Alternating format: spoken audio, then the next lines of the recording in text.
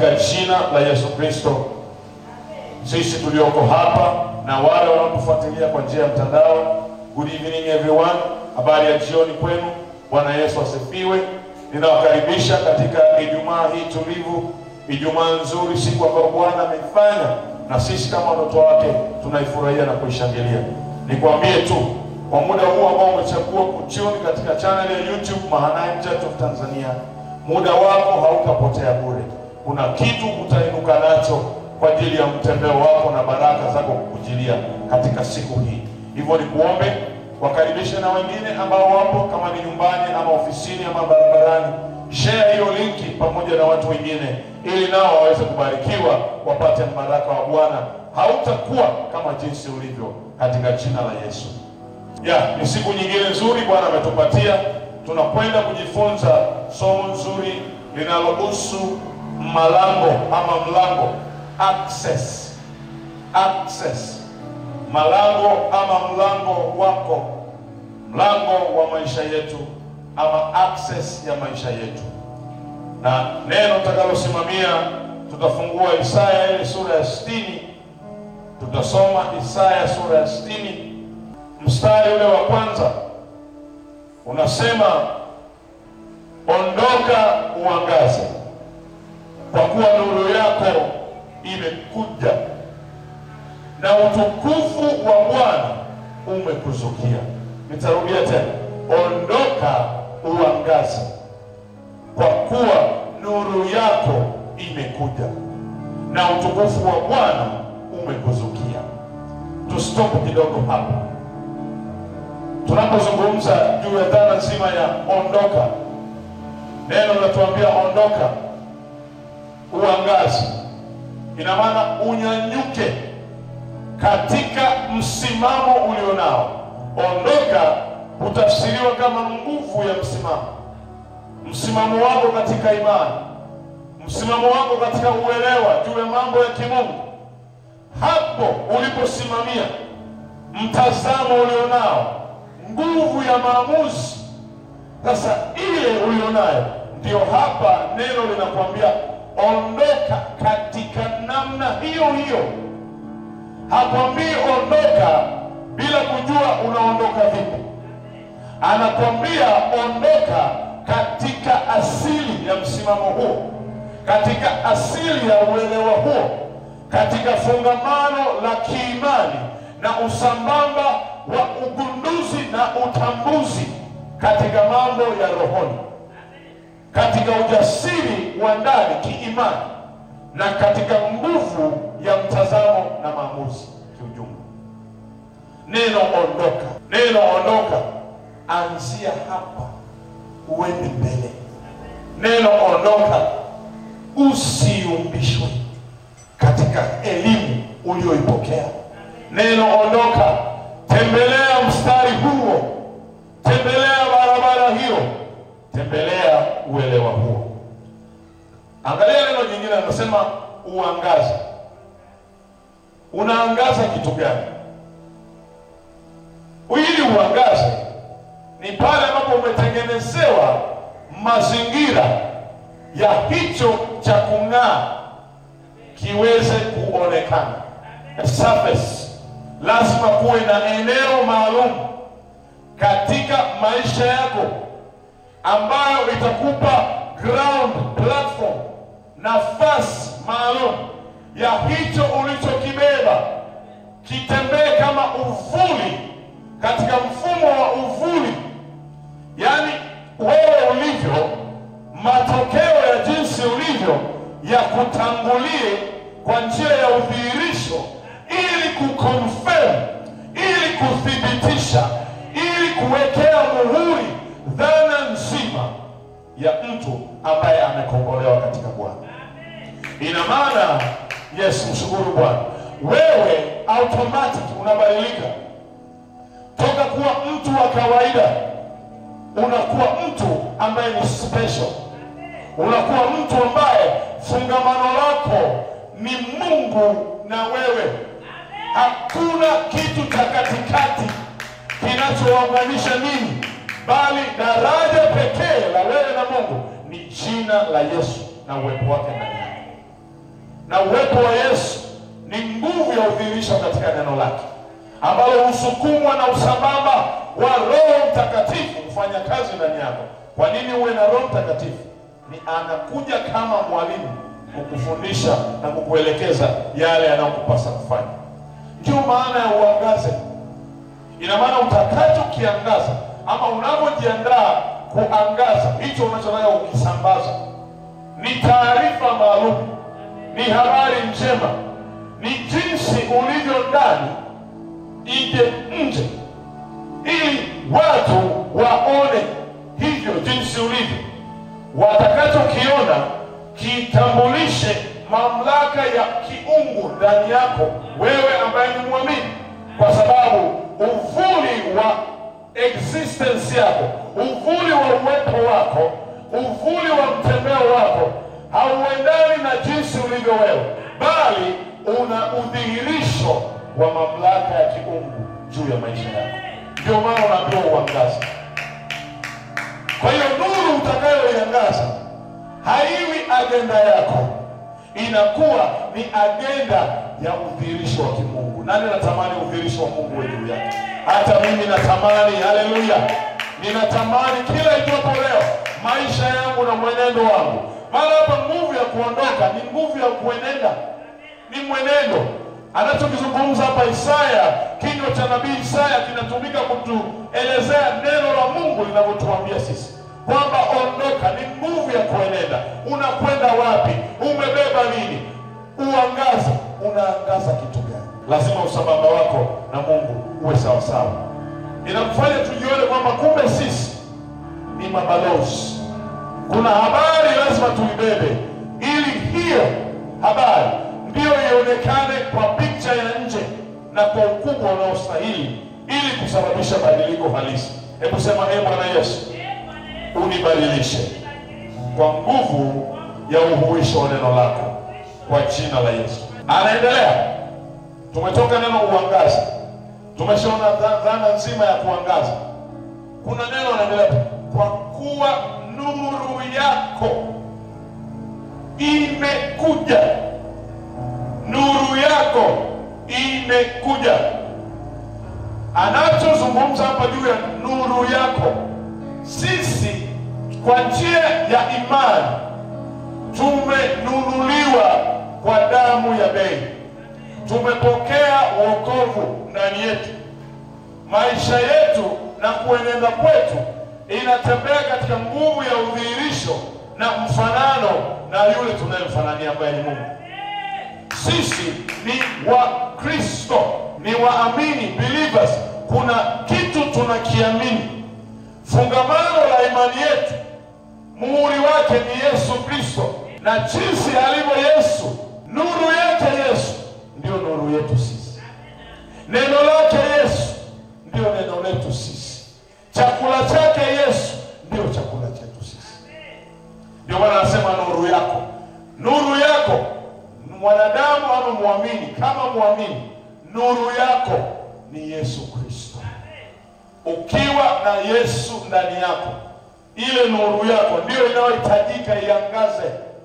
Ndio maana amepata confidence na anatuambukiza ule ujasiri tuwe nao ndani kama waamini, kwamba tuondoke tuangaze. Asingekuwepo Yesu kwa mfumo wa nuru, asingetuangazia Yesu, kusingekuwa na taa ya mng'ao wa uso wake kwenye maisha yetu, asingetuambia tuangaze. Kwa sababu uangazi ambacho unaangazia nini? Yesu Kristo, nuru ya Yesu huangazia mema kwa watoto wake, ili kuwatenga na uharibifu. Ndio maana ametununua, tumekuwa wake. Kama alivyo yeye, ndio na sisi tuwepo. Ni mbaya sana kumkuta muamini afu hamfanani Yesu. Unaangaza kitu gani? Lazima ujiulize, kwa nini uangaze? Kuna kitu umekibeba ambacho kinahitajika kuleta majawabu. Ndio dhana ya kuangaza. Sema haleluya. Ndio dhana ya kuangaza. Maana yake wewe unafanyika lango. Sema lango. Unakuwa lango, unakuwa jawabu, unafanyika kuwa ruhusa ya mtembeo wa udhihirisho wa Mungu kwenye maisha ya watu. Kwa kuanza na wewe mwenyewe. Sema kwa kuanza na mimi. Yes. Tuondoke hapo kidogo. Twende mstari wa 11. Isaya hiyo 60. Nenda mstari wa 11. Kuna kitu anakisema hapa kizuri ambacho kina connect na hapa tulipofikia. Tayari umevikwa ujasiri, tayari unajua unaangaza nini, na unajua nuru yako imekujuzukia na utukufu wa Mungu uko juu yako. Kwa sababu nuru ya Yesu ikiwa juu yako, automatic utukufu wa Yesu, utukufu wa Bwana unakuwa juu yako. Haui tena wewe. Sasa mstari wa 11 anasema, malango yako nayo yatakuwa wazi daima. Malango yako nayo yatakuwa wazi daima. Neno nayo na neno yako, neno nayo ni addition, ni nyongeza iliyoanzia kule mwanzo, kwamba nuru yako imekuja kwa ajili yako. Ni nuru ya kwako ambayo haikuwepo hapo kabla, lakini kwa neema ya wokovu Yesu Kristo ambaye ndiye nuru yetu amekuja kwetu ili aingie kwetu, atawale mawazo yetu. Akishatawala mawazo yetu, badiliko halisi linafanyika. Ukishafanyiwa badiliko, haui tena kama jana. Hautembelei historia, bali unaiona kesho iliyobarikiwa na Bwana. Sasa baada ya kuiona kesho iliyobarikiwa, unahakikishiwa tena hapa. Ndipo anakuja mstari wa 11. Anapongeza kwamba na malango yako nayo yako wazi. Kwamba baada ya kuwa wewe umekuwa lango la neema kwa wengine, baada ya wokovu kufungua neema ya mlango wa Yesu kuja kwako na utukufu wake kuwa juu yako, ukapigwa chapa zake Kristo, ukabadilishwa muonekano ambao ikaathiri mtembeo wako. Baada ya mtembeo wako kuathirika, ukaanza kuishi kama alivyo Kristo, katika kumpendeza Kristo. Yani maana yake ukaenenda katika manual guideline, manual book ambayo inakuwa ni neno lake. Sasa anakukumbuka, anarejea, anakwambia na malango yako. Pale kwenye makomeo ya nia ya imani yako, pale kwenye ruhusa ya mbaraka wako, napo anapakumbuka. Ndicho anachokisema hapa. Tusome kanisa, na huko ulipo kama unanifuatilia, soma mstari wa 11. Na malango yako nayo yatakuwa wazi, yatakuwa wazi daima. Anachokifungua Mungu, mwanadamu hawezi kukizuia. Kilichofunguliwa ndani ya maisha yako kama muamini, hakuna anayeweza kukuzuia, kwa sababu gharama ya wokovu ilishalipwa. Wewe ni pateka, wewe umemilikishwa ulivyomilikiwa na Mungu. Kuna kitu amekumilikisha ambao ni mamlaka ya nuru na uwepo wake kwenye maisha yako. Utembei kama jinsi ulivyo. Hebu sema mimi ni wa kipekee. Yes. Malango yatakuwa wazi daima. Anaendelea anasema hayatafungwa mchana wala usiku. Ili, kumbe kuna sababu sasa kwa nini yasifungwe mchana wala usiku. Ili watu wapate kukuletea utajiri wa mataifa na wafalme wao wakiongozwa pamoja nao. Hii ni ajabu kubwa sana. Wokovu ni mzuri. Yaani hapa kumbe tumeandaliwa tangu mwanzo kule. Kuna mibaraka inakuja. Lakini uachilio wa hizo mibaraka na hakikisho la mtembeo wa uhakika wa baraka zetu umetokana na nguvu ya utashi wetu. Tulivyomruhusu Bwana atuongoze katika mambo yote, tukasababisha ufanisi wa mtembeo kiutendaji na umilikishaji na provision, kutujalia yaliyo mema. Ndio inafika kwa level hii. Inafika level ya ku-influence, yani tunakuwa na ushawishi. Hii mstari wa 11 anazungumzia juu ya nguvu ya ushawishi, kwamba haitakuwa wewe tena, bali kupitia wewe, through Christ. Nations will see God. Yani kupitia wewe utaathiri. Yani yale malango yako yakishafunguka yanakuwa wazi daima. Faida ya uwazi wa malango yako, utaathiri, utafuta falme, utafuta mamlaka za dunia kama anavyosema hapa. Angalia, malango hayatafungwa mchana wala usiku, ili watu, mataifa. Akisema watu ni mataifa, hazungumzii taifa. Yani wewe unatakiwa uathiri zaidi hapo ulipo, lakini unaanzia hapo ulipo katika njia ya imani. Alafu madhara mazuri, matokeo mazuri ya msimamo wako katika Bwana yanakwenda kuathiri mataifa, sio taifa. Sema mataifa. Sema tena mataifa. Yes, wakiathiriwa na wewe wanakuwa mateka wako, wanafuata ile nuru inayoangaza ndani yako. Hawezi wakikutazama wewe, lakini kwa picha ya kibinadamu wanakuona wewe, lakini katika nguvu ya usambamba wa mtazamo wa maisha na makusudi, mtembeo wa kusudi, na kusudi sio la kwako, ni la Mungu.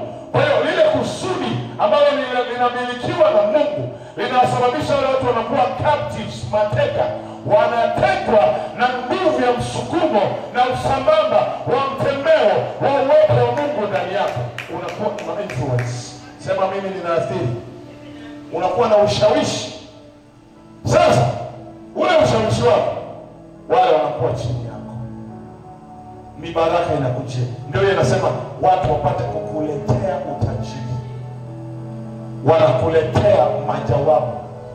Mungu hubariki watu wake kwa namna nyingi, na hapa namna tunayoona, moja ni kupitia watu, na pili ni kupitia vitu.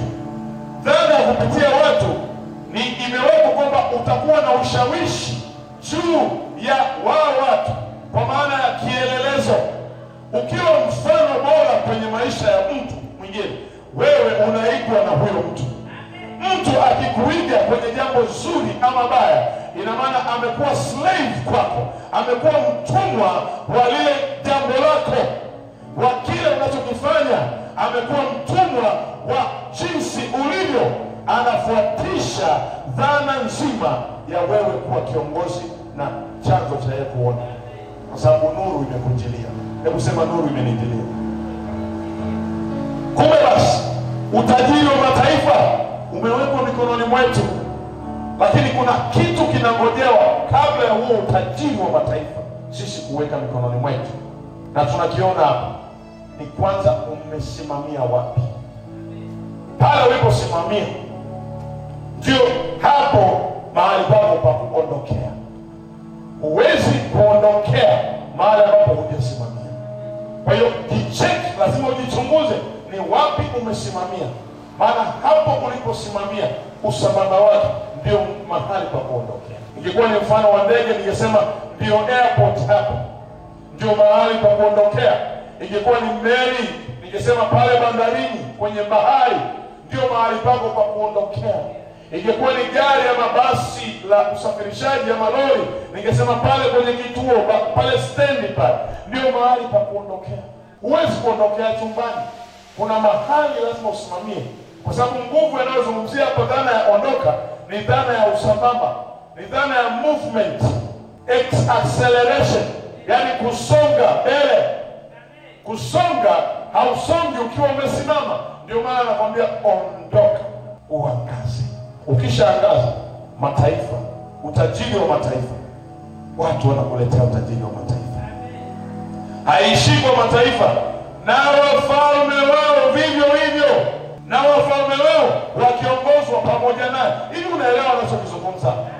Yaani ushawishi wako katika ulimwengu wa roho utasukuma mpaka mamlaka za kiuendeshaji. Utakuwa na nguvu katika mamlaka, corridors of power. Utakuwa na access. Mlango wako uliofunguliwa, na leo tunasoma kuhusu malango. Mlango huo utakuwa wazi daima. Hakuna limit. Hakutakuwa na zuio. Utavuka mipaka. Sema nitavuka mipaka. Yaani utavuka zaidi ya kawaida. Hakuna mahali ambapo utashindwa kupenetrate.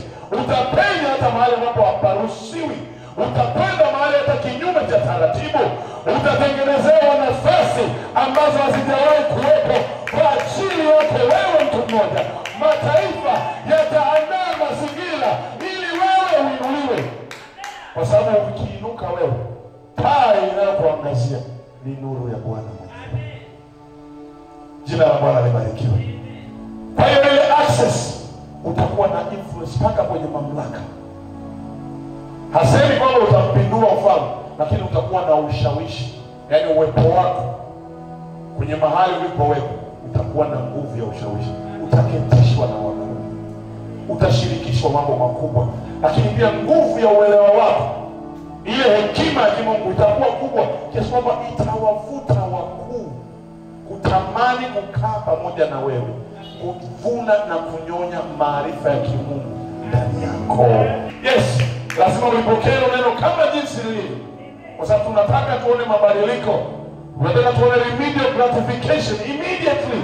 Lazima usonge mbele ili usibaki pale ulipo tena. Lazima upige hatua. Lazima tuondoke kwenye msingi ambao ni mbovu tuliojengewa.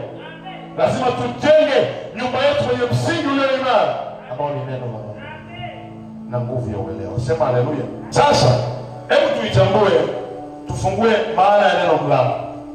Pengine Mungu anasema mlango ni kitu gani? Mlango ni muundo unaotumiwa kuzuia ama kuruhusu kuingia kitu ama jambo fulani.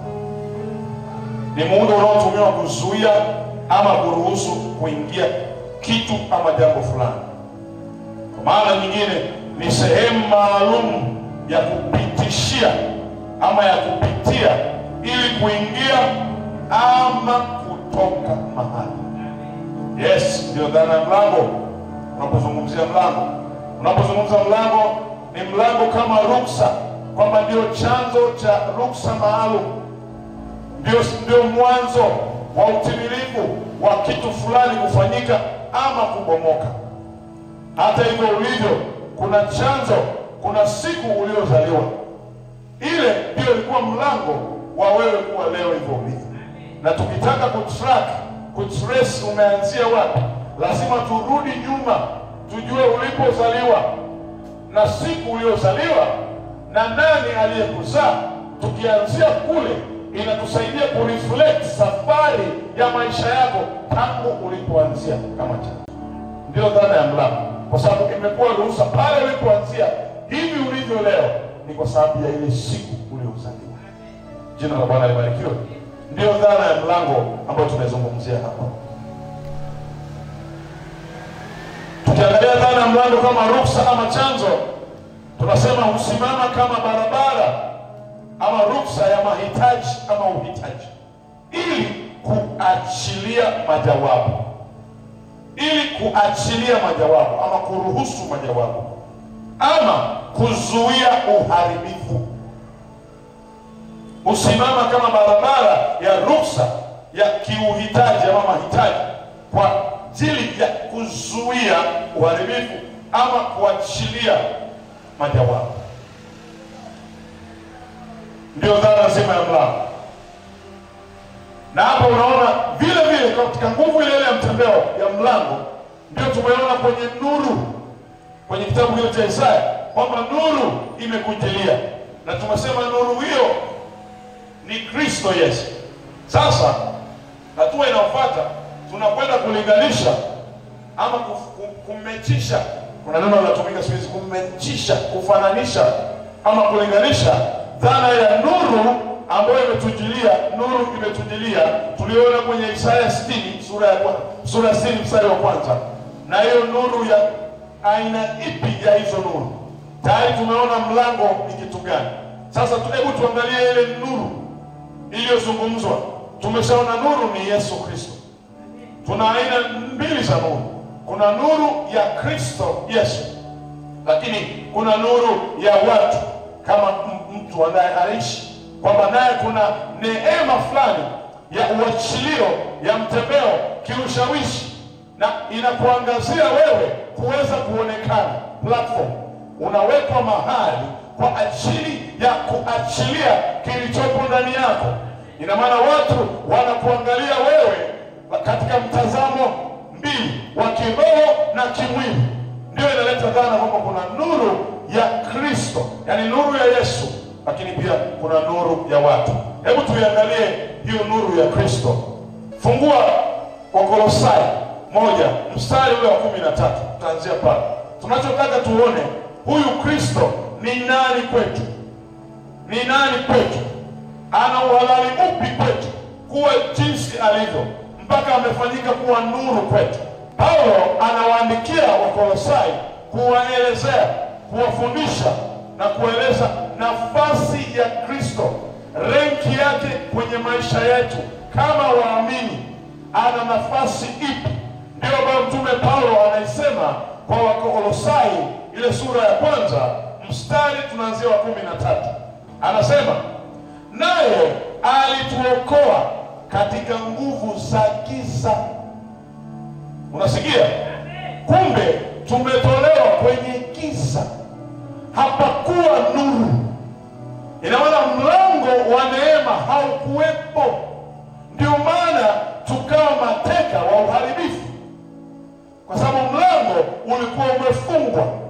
Ulikuwepo mwanzo katika dhana ya uumbaji, lakini kwa uasi wa mwanadamu akasababisha lango la neema ile likafungwa, ikaingia giza.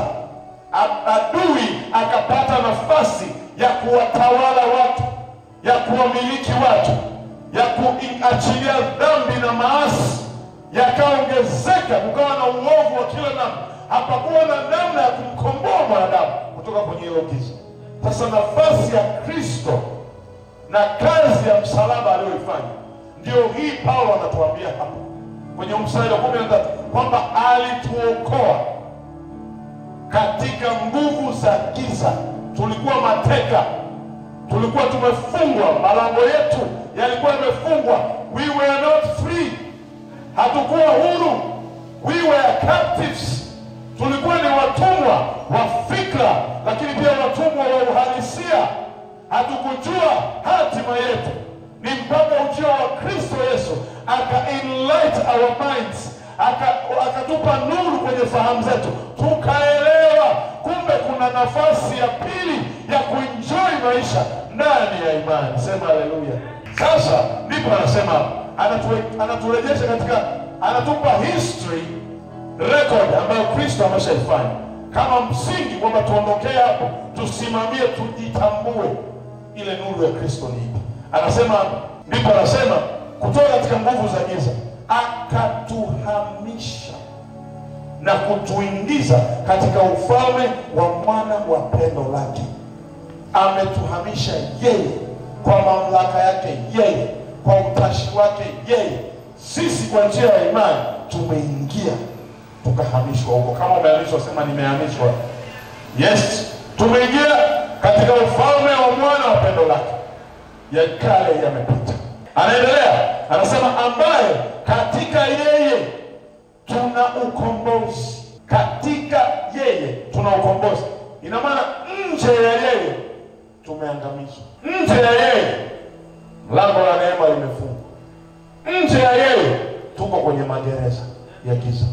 Lakini katika yeye tuna ukombozi. We are free in him. Yani msamaha wa dhambi.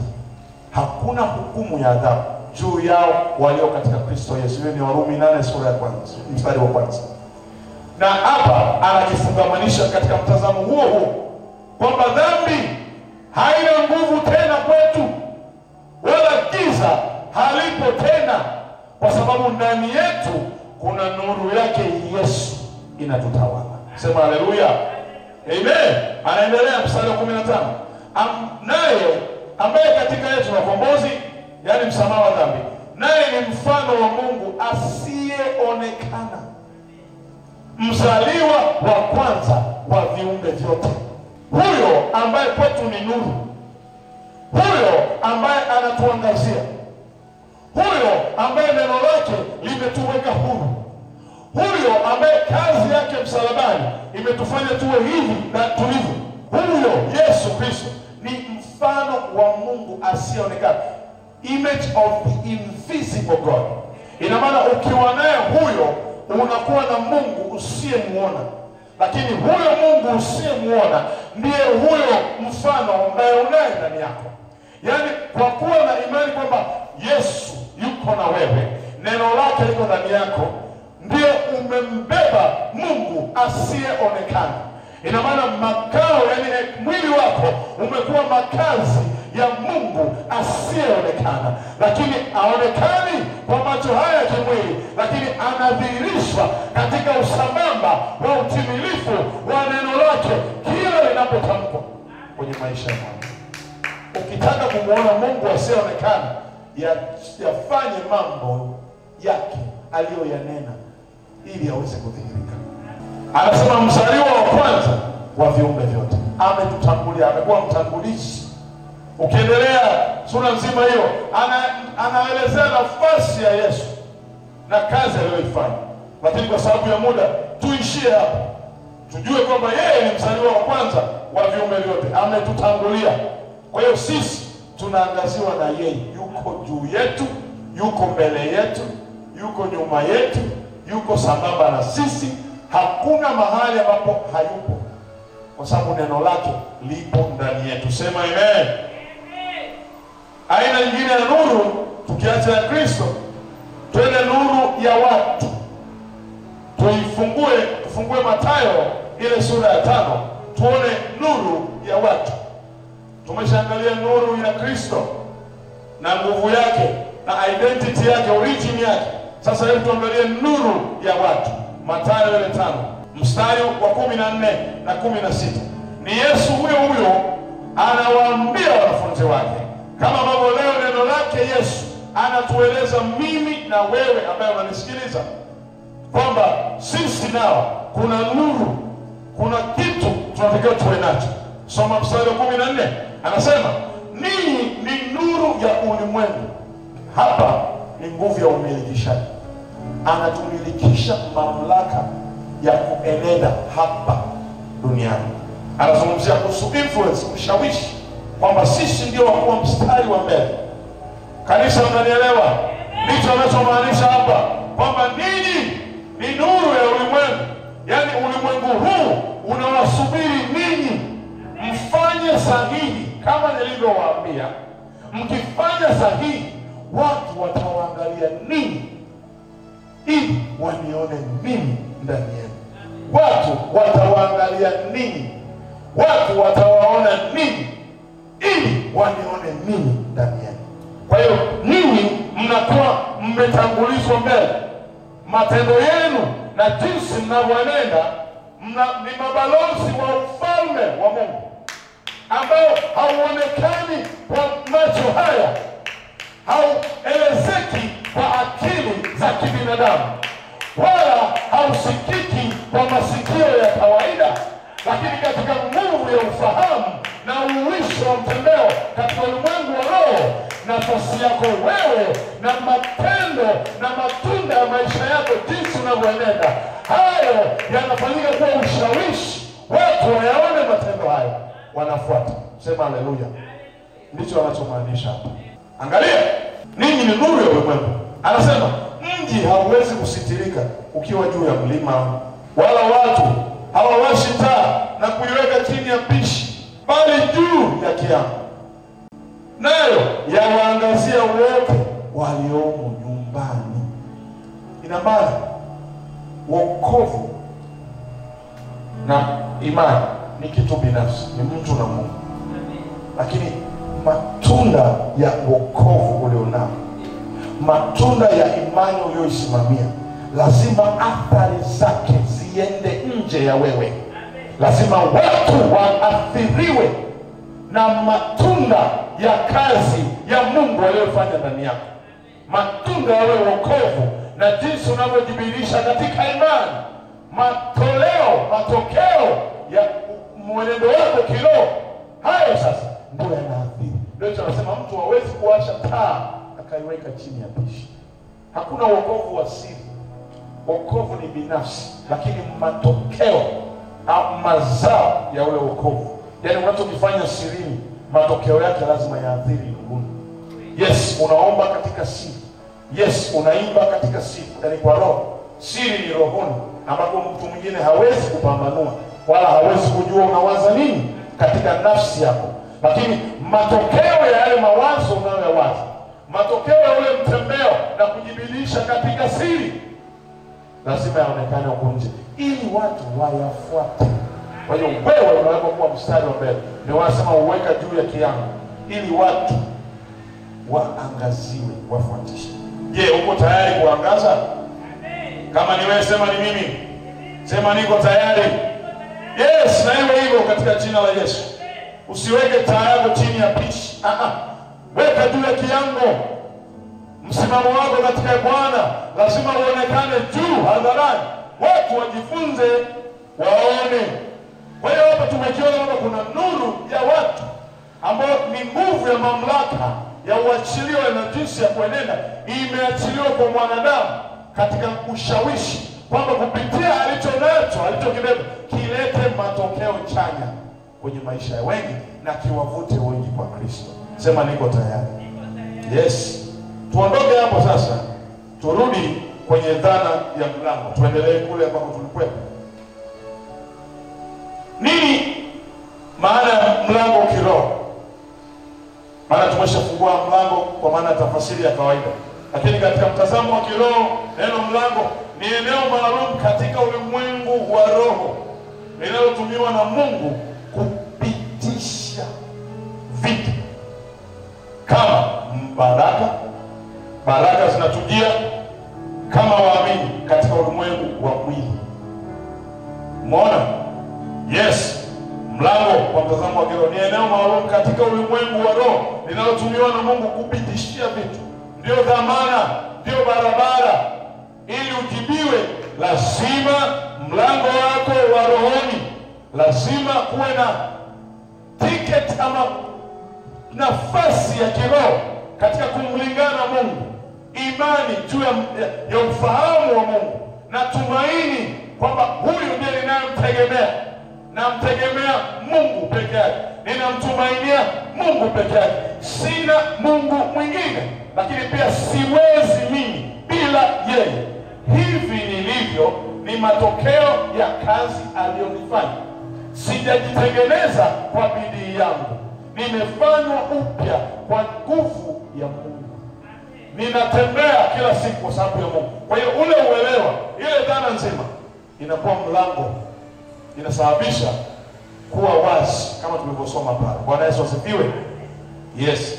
Namba 2, tafasiri ya mlango kiroho ni eneo katika ulimwengu wa roho kupitisha kibali ama upendeleo fulani ili kuleta ustawi. Kupitishia kibali. Tunapozungumza kibali, tulishasoma somo la kibali weeks kadhaa zilizopita. Kibali kile akiona akifiki, kibali hakikufikii wewe kama mlango haujaruhusu. Kwa lazima mlango uruhusu kibali. Hata neema haikufikii kama mlango haujaruhusu. Lazima lango liruhusu neema na mtembeo wake ufikie mlengwa. Na ndio wewe, sema ndio mimi. Unapozungumzia upendeleo wa kimungu ni unmerited favor, kibali, favor ikufikia wewe, lakini kwa ruhusa ya mlango wa roho. Umesimamia wapi? Pale ndio mlango wako. Pale ndio genesis yako. Pale ndio mwanzo wako. Umesimamia pale tulipoambiwa ondoka uangaze. Pale uliposimamia katika kumjua Mungu, pale uliposimamia katika imani, pale uliposimamia katika maombi, pale uliposimamia katika kumlingana Mungu, pale ndio mahali pako. Ndio mlango. Sema ndio mlango. Lazima uweke ulinzi vizuri kwenye huo mlango katika jina la Yesu. Sema amen. Kwa nini unahitaji ulinzi? Vita ya mtu huanzia kwenye mlango. Kwenye lango. Vita haianzaki. Wewe ukiona ugonjwa umekufikia, kama hujadili na ugonjwa, karekebishe komeo za mlango wako. Huenda kuna shida. Umempa nafasi. Kuna maadui wamezuia cha Mungu afu wamepitisha vya kwako.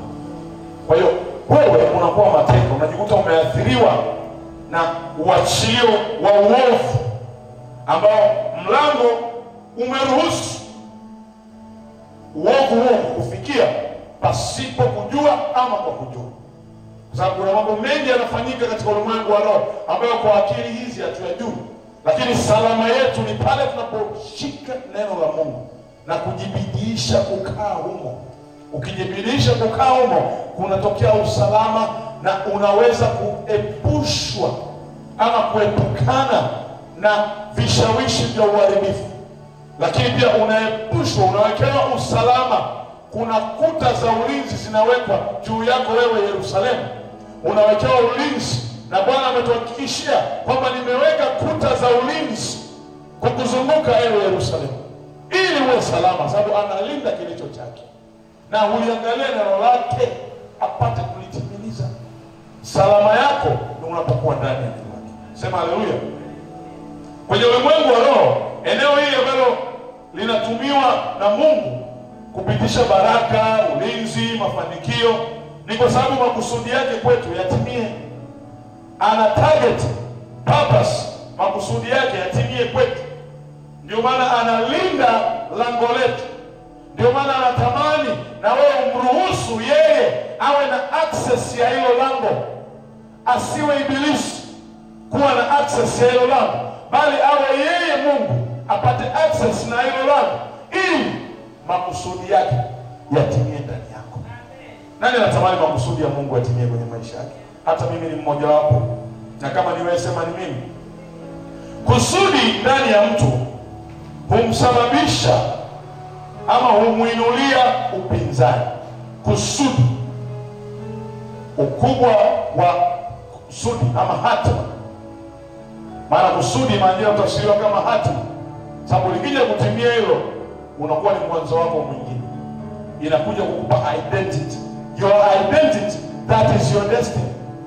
Identity yako ndio hatima yako, kwa sababu utakuwa hivyo ulivyo kwa sababu ya utambulisho. Utambulisho unakuelezea jinsi ulivyo na sivyo utakavyokuwa. Hakuna utambulisho ukauvaa ama ukasemwa kwamba huyu tunadhani atakuwa daktari. Hakuna kitambulisho cha namna hiyo. Kitambulisho kitasema jina ambalo unalo, kitasema wadhifa ambao unao, kitasema ukoo ambao unao, kitazungumza asili ambayo unayo.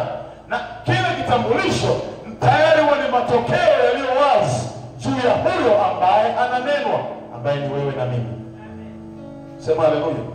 Sasa ule utambulisho, ile CV yako, ule uimara wako katika ulimwengu wa roho, ukubwa wa lile lango lako na ulinzi wa Mungu aliyoweka katika kulinda ile kusudi, unainua upinzani.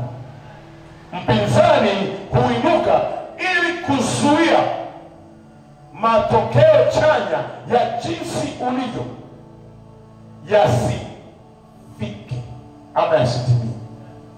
Haji kuzuia usiwe, kwa sababu hawezi kuzuia usiwe, ila anazuia ile kuwa kwako kusiwe vile. Yani anazuia matokeo, anazuia mchakato, anazuia hatima. Yeye anajua kwamba wewe ni mtoto wa Mungu, haja kuumba yeye. Hiyo haina mjadala. Hakuna mahakama kujadili wewe umeungwa na nani. Hata yeye adui anajua kwamba wewe ni wa Mungu. Kwa hiyo una mbegu, una chembe za Mungu ndani yako, ambao it is easy, ni rahisi kureconcile, kujirekebisha, kuungama, ukamrejea Bwana kwa wepesi kuliko kuangukia udhaifu. Lakini anaelewa kwamba lazima lango la neema hiyo ya kumrejea Mungu lifunguliwe. Likiwa wazi, lango hilo litasababisha mibaraka kukufikia, litasababisha utajiri kufanya makao kwenye maisha yako, litasababisha afya njema kufanya makao kwenye maisha yako. Akiwa analijua hilo, anazuia. Kwa sababu ukiwa na afya njema, kuna mambo utayafanya ambayo yataleta athari chanya. Na adui, mshitaji wetu ibilisi, ni kama simba ngurumaye. Yesu aliwaambia wanafunzi, anatafuta mtu ammeze.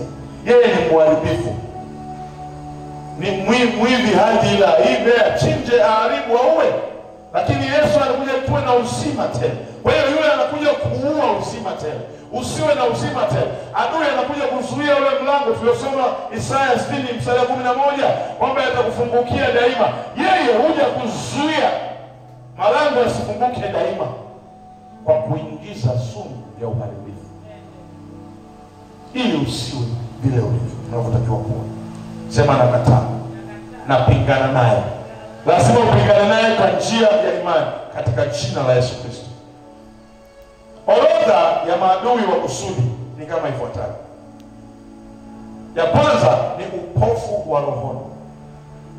Sema upofu wa rohoni.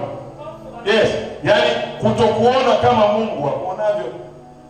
Kuna picha unatengenezewa na akili zako, kuna picha unawekewa na yale unayoyaona, kuna mazingira unatengenezewa na adui shetani mwovu anakutengenezea picha ama vitu ili akutoe msimamo wako kwa Mungu, usiwe katika nguvu ya uelewa kama yeye anapokuona, bali iwe kama hayo mazingira yanavyosema. Kwa hiyo wengi wameangukia ni mateka wa mazingira. Kuna mateka wa magonjwa, kuna mateka wa masumbufu. Ndio maana hata watu the way wanavyowajibika kwenye maisha kila siku, watu wamekuwa watumwa. Uliambiwa ufanye kazi kwa bidii, hukuambiwa kuwa mtumwa wa kazi. Kuna kufanya kazi kwa bidii na kuna wengine kuwa mtumwa. Mtumwa hana faida yoyote, anatumia nguvu kubwa na anachoingiza ni kidogo. Lakini dhana ya kufanya kazi kwa bidii ni usambamba wa kumiliki, ni kumiliki, ni kuwa na uwanda mpana wa himaya ya kiroho ambayo inakuja katika utimilifu wa kimwili, kumiliki your zone of success. Lile eneo lako la kufanikiwa linazidishwa kila itopoleo.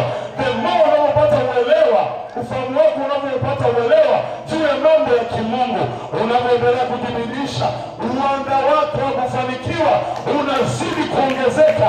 Your tank is being full. Your tanki lako la rohoni, mafuta matakatifu mabichi, ule upako unazidi kuongezeka. Unasimama mahali palipobomoka. Nani anakusimamisha mahali palipobomoka? Ni nguvu ya anointing, upako wa Mungu mwenyewe. Nani anakusimamisha mahali palipobomoka? Ni usambamba wa mtembeo wa neno lake na udhihirisho wake ndani yako. Nani anasababisha wewe usimame mahali palipobomoka? Ni ule uelewa katika ufahamu kwenye nafsi yako ambayo unasukuma kusudi la Mungu na mtembeo wako kudhihirika. How I wish, natamani watu kila mmoja tukipata uelewa huo, tusije kuwa hivi tulivyo. Upofu wa rohoni. Kataa upofu wa macho. Sema kataa na uombe tu ya hao macho yako ya roho yatiwe nuru mpya. Macho ya moyoni mwako yatiwe nuru ili uweze kuona na kujua kama ambavyo Mungu anataka ujue. Tunataka to raise giants, tupate mashujaa katika ufalme wa Mungu. Watu matajiri waliofanikiwa, ambao wamefanikiwa mambo ya rohoni na mwilini. Haya ya mwilini asili yake yawe ya rohoni. Yaani upate utajiri, ufanikiwe, umiliki kile ambacho unatamani. Lakini mwisho wa tamaa yako iwe ni Bwana. Mwisho wa tamaa yako ama chanzo cha mafanikio yako iwe ni Bwana Mungu. Mungu aliyekusababisha uwe hivyo ulivyo. Usimsahau. Ndio maana Daudi anasema, nafsi yangu umhimidi Bwana, wala usizisahau fadhili zake zote.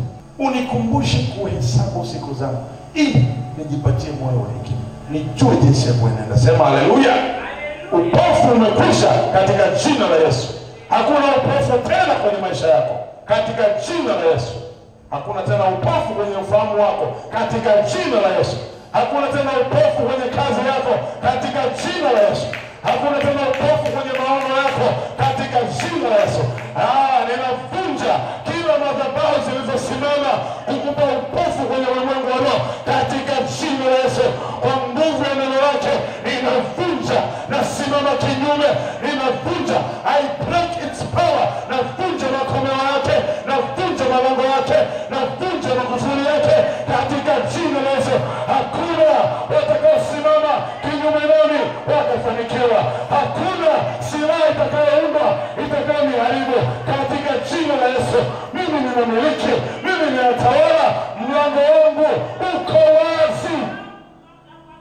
maisha ni Bwana. Lazima useme hivyo kila wakati. Sema hivyo asubuhi, sema mchana, sema jioni, wakati wote, mpaka kieleweke. Sema mpaka kieleweke. Mpaka kieleweke. Kataa upofu kwa jina la Yesu. Ona kama Mungu anavyokuwa. Adui mwingine ni miungu mingine. Kutumainia vitu. Miungu inaweza kuwa elimu. Tumesema orodha ya maadui wa kusudi lao. Miungu mingine inaweza kuwa elimu, mahitaji na vitu kama hivyo. Yote ni miungu mingine ambayo utaanza kuitazamia na kuitumainia. Unatoka kwenye imani yako na fungamano lako na Mungu. Katae katika jina la Yesu. Adui mwingine ni ibilisi mwenyewe, mwovu shetani. Husimama wakati wote ukupinga usiwe vile ambavyo Mungu anataka. Anataka kusudi. Yeye anaangalia kusudi. Wewe unasema mbona ananifuata mimi? Wananisumbua mimi tu. Yaani wananiona mimi. Usifikie ndio kufuata wewe. Kuna kitu kiko ndani yako. Wanaona ule mpango wa Mungu. Huo ndio wanaocheza. Wanakimbizia usitimie. Kwa sababu huo ukitimia, madhara ya utimilifu wa mpango wa Mungu, ni kifo. Ni uharibifu. Watashindwa kuenenda. Kwa hiyo wanakimbizana. Kila wakati wao wanakimbizana kuhakikisha wanazuia cha Mungu kisitimie kwenye maisha yako. Sema not me. Sio mimi. Hawataniweza. Hakuna wa kunizuia. Hakuna wa kunizuia. Sina miungu mingine. Mimi nina Mungu Jehova anayenipigania. Jehova Shama. Jehova Sikeno ambaye ni haki yangu. Jehova Rafa anayenitosheleza. Jehova Rafa mponyaji wangu. Jehova Elio Mungu mkuu mtenda maajabu. Yes, na iwe hivyo kwenye maisha yako. Malango ya maisha yetu yanapaswa kuwa wazi siku zote, kama tulivyoona Isaya 60:11, ili aweze kupitisha baraka kuja kwa mtu, yaani utajiri. Tunaomba juu ya mafanikio, hatuombi juu ya mazingaombe. Sizungumzi kubahatisha. Asili ya nyumbani kwenu iwe mbinguni, na Mungu ni tajiri. Utajiri wake ndio maana siku moja akaumba ulimwengu. Mungu akaumba ulimwengu. Hebu pata hiyo picha. Ni tajiri kiasi gani? Akamwambia leo nitumie kiasi kidogo nilicho nacho. Na usije ukadhani kwamba utajiri wa Mungu ni ulimwengu huu. Kuna vinavyoonekana na visivyoonekana. Nenda ukasome kwenye kitabu cha Mwanzo. Kuna vinavyoonekana na visivyoonekana. Na kwa taarifa yako, visivyoonekana ni vingi kuliko vinavyoonekana. Sio kama unafahamu hicho. Fahamu hicho kitu. Visivyoonekana ni vingi kuliko vinavyoonekana. Na wewe umeumbwa na Mungu ili umiliki vinavyoonekana na visivyoonekana. Kuna nafasi Mungu amekuweka wewe kama mtoto wake, lakini wewe huijui. Na kama unaijua, huielewi, hujajua nafasi yako. Light ungejua nafasi yako kwamba wewe ni wa kumiliki vinavyoonekana na visivyoonekana. Ungeforce kuviona visivyoonekana, kama ambavyo yeye ni Mungu asiyeonekana, lakini kwa upendo wake akajifunua kama mwili, kama Yesu akawa mwana. Tukaweza kumuona Yesu, tukasema kwa neno hili na kwa udhihirisho huu, huyu ndiye Mungu, kwa sababu ni Mungu amemdhihirisha Mungu asiyeonekana. Sasa na wewe ilipaswa kuanza kuvisearch visivyoonekana. Unapozungumzia visivyoonekana, ni ahadi za Mungu juu ya maisha yako. Hizo huwazionekana. Ni mpaka uende katika mtembeo wa rohoni uone kama yeye, ndivyo utaona yasiyoonekana. Lazima ufike hiyo level, uone Mungu asiyeonekana na mambo yake yasiyoonekana ambayo ameahidi juu ya maisha yako. Ndio maana sio kila mtu anabarikiwa kama wewe. Mtembeo wa zile baraka unategemea umesimamia wapi. Isaya 60, ondoka uangaze. Pale unapoondokea, pale airport yako, pale unapopaa, pale unapotaka kuondokea, ndipo pana determine your future, pana determine your destiny. Ombea sana mahali uliposimamia, mahali unapokanyaga, mahali unapoombea, mahali unapofanyia ibada, pale kila sababu ni chanzo cha asili. Mahali unapofanya kazi zako, omba sana juu ile ardhi. Mahali ulipojenga, ambapo Mungu amekubarikia, omba sana juu ile eneo. Sababu kuna connection ya kihatima kati ya wewe na mahali ulipokanyaga. na Mungu alikubariki. Kama unaamini sema amen. Jibidishe katika kumpendeza Mungu, lakini usisahau fadhili zake zote. Sema sitasahau. Sitasahau. Na utajiri ni sehemu yangu. Sema ni sehemu yangu. Lazima nifanikiwe. Sitaishi kwa kubahatisha. Nitaishi nikiwa najua ninamiliki vinavyoonekana na visivyoonekana. Access ya kumiliki visivyoonekana ni lango katika ulimwengu wa roho, lango la kimungu. Neema yake iliyoachiliwa juu yangu inanipa uwezo wa kuyaona yasiyoonekana. Unanipa uwezo wa kuyamiliki yasiyomilikiwa kwa urahisi, yasiyomilikiwa kwa akili za kibinadamu. Kwa msaada wa Bwana ninatenda mambo, na yaweza mambo yote katika yeye anitie nguvu. Sema amen. Yes. Usiruhusu malango yafungwe. Maana yakifungwa, basi hakuna jambo jema litakalo kujilia kwenye maisha yako.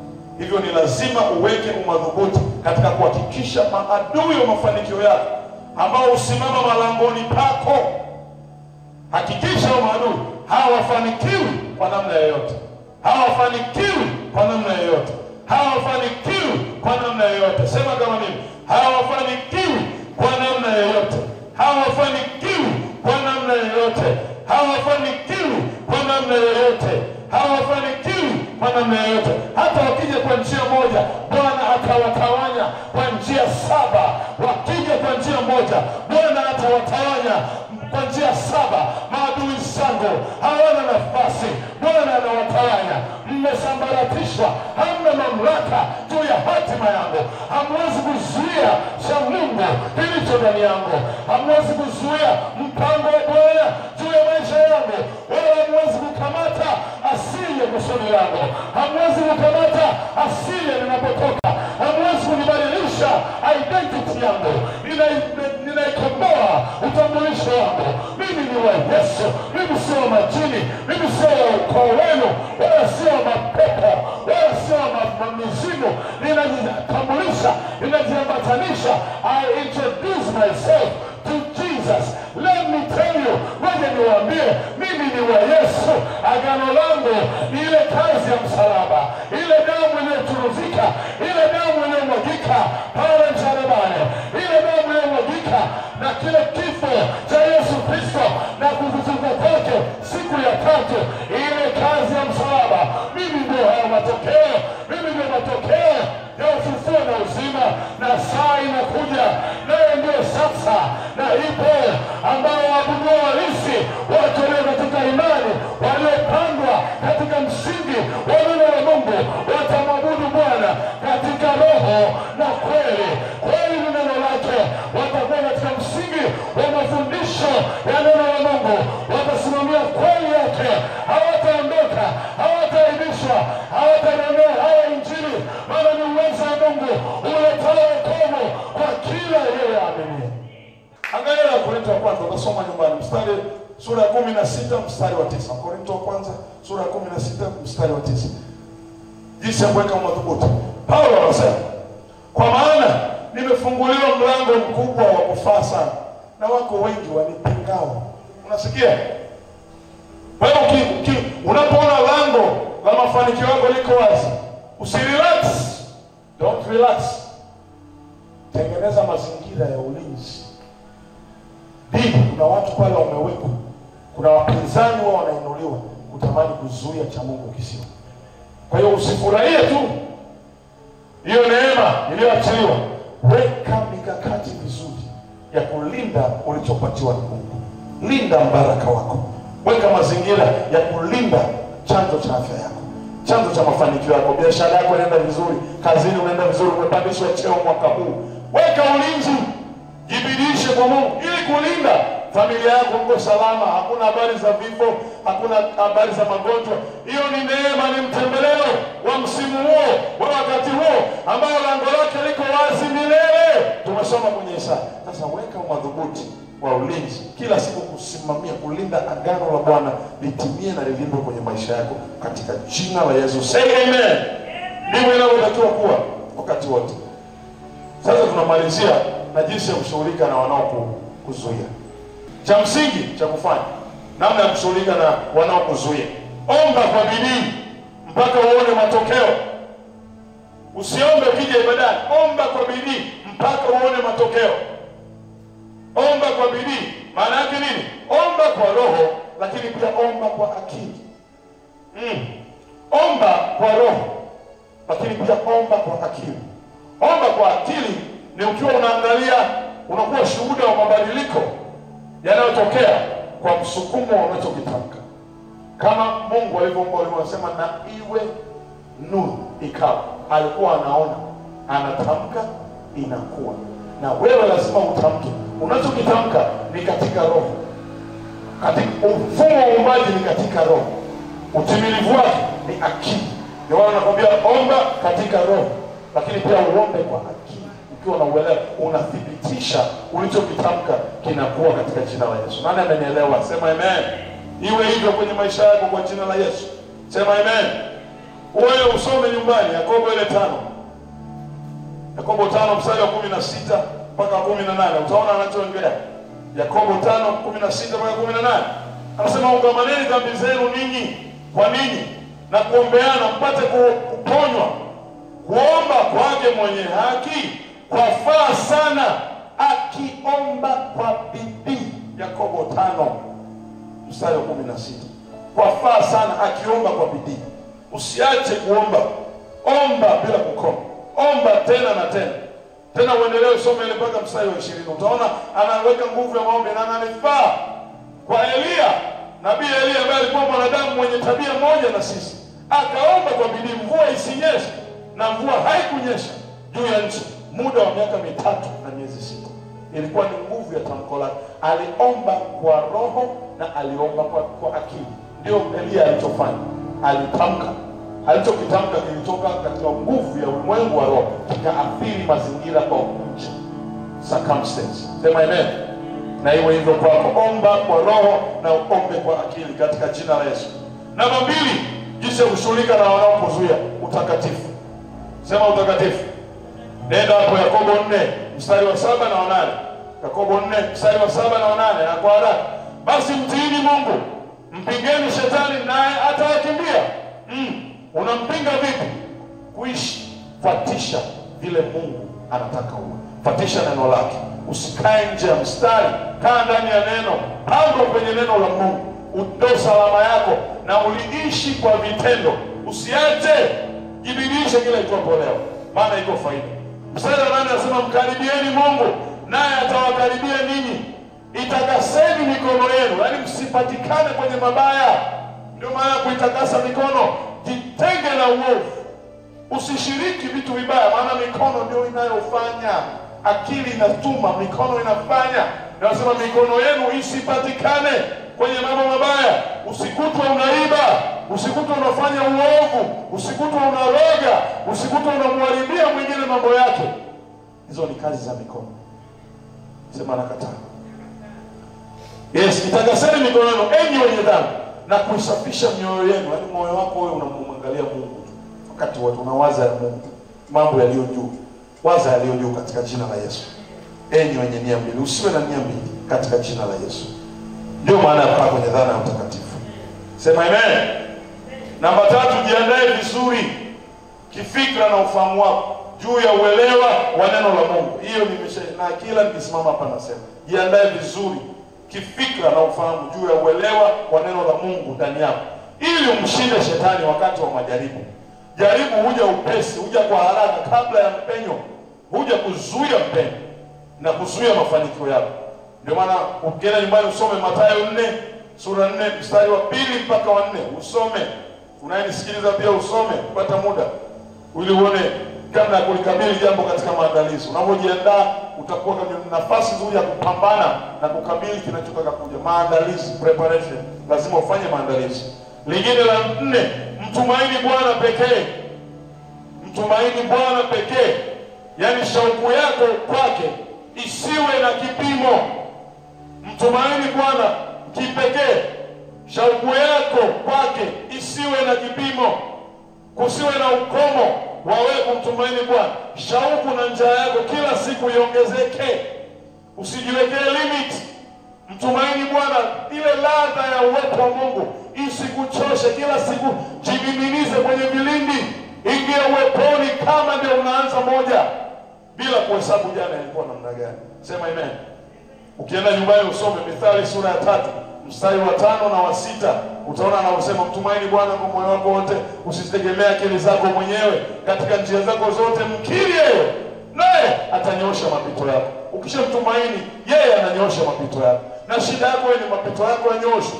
Ili yanyoshwe, mtumaini Bwana kwa moyo wako wote. Sema amen. La mwisho, kaa kwenye asili yako. Sema asili yangu ni wewe Yesu. Ijue asili yako na ukae hapo.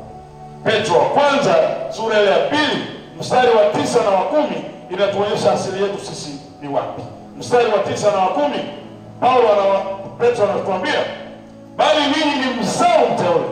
Mzao mteule na maana wewe jinsi ulivyo ni mbegu iliyo bora. Umefanywa kuwa bora, si kama hao, si kama wale, bali wewe ni mbegu iliyo bora, ni mzao mteule. Sema mimi ni mzao mteule. Yes, na wewe kwako. Sema ukuhani wa kifalme. Yes, ninatawala na ninamiliki na nina nguvu ya ushawishi kwenye ulimwengu wa roho, yani ibada. Ndio maana ya ukuhani, kwamba kupitia ninachokiomba dua na sala zangu zinapata kibali. Kibali kikiachiliwa, mazingira yanaathiriwa. Ina maana ninatawala. Sema ninatawala. Ndio ukuhani wa kifalme. Taifa takatifu. Sema taifa takatifu. Ninapoonekana kama mmoja, lakini mimi ni jeshi kubwa, kwa sababu malaika wamenizunguka mchana na usiku. Uwepo wa Mungu umejaa kwenye maisha yangu. Ibada yangu inakaribisha mamlaka na utukufu wa Mungu kunizunguka wakati wote. Sema mimi ni taifa takatifu, na kupitia mimi wanazaliwa wengi. Amen. Watu wa milki ya Mungu. Mimi ninamilikiwa na Mungu. Asili yangu ni Mungu. Asili yangu ni utakatifu. Asili yangu ni utakaso. Asili yangu ni mbegu iliyo bora. Mimi nimezaliwa kwa dhana ya ukombozi. Yesu Kristo amenifanya upya. Mimi sio kama jana, wala mimi sio wale, na sina asili ya uharibifu. Mimi sio masikini, mimi sio mgonjwa, mimi sio kuishiwa, mimi sio kuteseka, mimi sio kujaribiwa, mimi sio kuishiwa, mimi sio kusongwa na matatizo. Napingana na kila asili na mikomo ya kila namna. Mimi ninamilikiwa na Mungu. Mungu wangu ni tajiri, na mimi ni tajiri.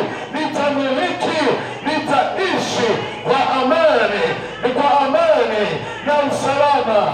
Nitaishi kwa utulivu, na roho iliyotulia inakaa ndani yangu, kwa maana ndani yangu kuna asili ya mbegu iliyo bora, asili ya neema ya Mungu. Mimi ni mzao mteule, ninamilikiwa na Mungu. Iwe hivyo kwa jina la Yesu. Ndio tunamaliza katika jina la Yesu. Sema amen. Kama wewe ni taifa la Mungu, hakuna kanisa kuzuia watu wa milki ya Mungu mpate kuzitangaza fadhili zake yeye aliyewaita. Ametutoa gizani, ametuleta nuruni. Ametutoa gizani, ametupa mlango umefunguka wa nuru yake. Hebu sio nuru ya Bwana. Nuru ya Bwana. Simama hapo ulipo, tumalize kwa namna hiyo. Bwana Yesu, tunakusihi. Tumeelewa nafasi yetu kama watoto wako. Tumejua asili yetu. Tumeelewa, tumeiona asili yetu. Sisi na wewe ni kitu kimoja, wala hakuna atakayebadilisha tamko hili kwenye mioyo yetu. Moyoni mwangu nimeliweka neno lako, nisije nikakutenda dhambi. Siwezi kupatikana kwenye mabaya ama kwenye maovu, maana kuanzia sasa mwili wangu ni hekalu takatifu. Mwili wangu ni hekalu takatifu. Mimi ni mbegu ya ubora, ni mbegu iliyo bora. Asili yangu ni kumea na kustawi na kurutubishwa na Bwana mwenyewe. Asili yangu ni kujengwa kwenye mwamba ulio imara, mwamba ulio imara. Yesu Kristo tumaini langu, ananiongoza, ananisaidia, ananifundisha. Roho wake Mtakatifu anafunua uhalisia wa neno lake juu yangu. yangu na ndani yangu, ili niathiriwe na nifanane na utimilifu wa neno lake. Hivyo Bwana, ninasema mimi ni wako, sitakuacha. Nimekuchagua kama ulivyonichagua, nimekuja kwako kama ulivyokuja kwangu, kwa ukauvaa mwili kwa ajili yangu. Japokuwa ulikuwa sawa na Mungu, lakini ulijinyenyekeza ukauvaa mwili ili unikomboe mimi. Nami leo nimeacha vyote, nimeacha asili, nimeacha uchawi, nimeacha uovu, nimeacha wizi, nimeacha ubaya, nimeacha chuki, nimeacha fitna, nimeacha laana, nimeacha kuroga, nimeacha mabaya. Nimekufuata wewe kama ulivyonifuata mimi. Mapenzi yako yatimie kwenye maisha yangu, mapenzi yako yatimie kwenye ibada yangu, mapenzi yako yatimie mchana hata usiku, asubuhi hata dhuhuri, wakati wote. Mchana usemezana na mchana, na usiku utolee usiku maarifa. Nikilala akili yangu, fahamu zangu ziulishwe upya na wewe kwa nguvu ya maarifa na mtembeo wa utimilifu wako. Na kutamani, nataka ushirika na wewe, katika jina la Yesu. Mshukuru Bwana kwa kuwa amefanya. Baba, tunakushukuru kwa ajili ya siku ya leo. We give praise, we give thanks to you. Thank you for your word. Thank you for this day. Thank you for this very day. We bless your name, Lord. There is none like you. We give you thanks for the things you've done for us. We are who we are because of you. Because of who you are. Now we live and we move and have our beings. Because in you we live. In you we find our identity. In you we find our resting place. Now we ask you, Lord, that your mercy and your grace to abound on us, to reign on us, now and forevermore. We are tired of being the slaves. We are tired of being captives of evil. We are tired. This is the end. We are fed up. We do not wish to continue in this kind of environment, which is why today we humbly bow at your throne. We humbly bow at your feet. We are ready to be used by you. Use us, Lord. Cleanse us, Lord. Receive us in a new way. Take us to a new level. Take us to another dimension. We want to worship you in spirit and in truth. We want to pray in spirit and in truth. We want to sing in spirit and in truth. We want to live a life. The life that will leave a record will remain. Our history must be changed. It must change. Let us be a conduit, catalyst. Our lives, our presence here on earth, it should invite many to see you, many to come to you, Lord.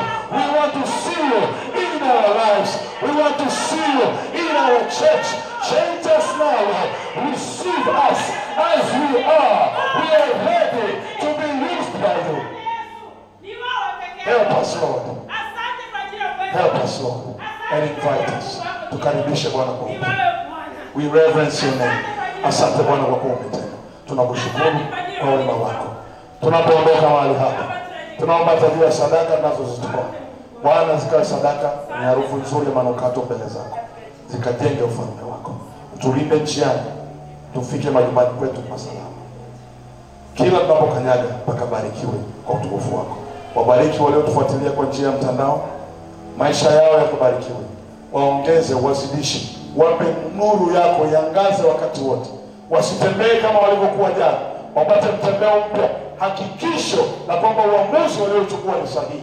Wewe mwenyewe waonekanie watoto wako kwenye kazi zao, kwenye maisha yao, kwenye familia zao. Wawekee ulinzi kama walivyosema. Umeweka kuta za ulinzi kulinda Yerusalemu. Watoto wako hawa umewaita kwa jina lako. Hawajajileta, hawajajibidisha wasilishe bure, wanajua tumaini lao lipo kwako. Wajibu watoto wako, wapandishe vyeo wale wanaotamani kupandishwa juu, wapande madaraja, wanaotaka kusoma wapeleke, wafanyie wepesi wapate elimu. Watoto wetu wasome vizuri, wamshike sana elimu, wasimwache ende zake. Wasaidie Bwana walio wajasiriamali, wafanye biashara zinazovuka mipaka ya mikoa, mipaka ya majimbo na hata taifa kwa ujumla. Wafanye biashara kutoka mashariki, magharibi, kaskazini na kusini. Kusiwe na mipaka. Ninavunja kila mipaka. Hakuna atakayezuiwa kama neno lako lisivyo na mipaka. Kama wewe usivyo na mwanzo wala mwisho, na utimilifu wa neno lako na ahadi zako kwenye maisha ya watoto wako zisiwe na mwisho.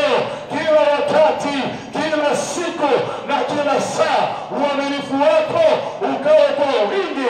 Watoto wako wakabarikiwe na wewe, watoto wako wakalindwe na wewe sasa na hata milele. Katika jina la Yesu Kristo tumeomba na kuamini, imekuwa hivyo. Amen.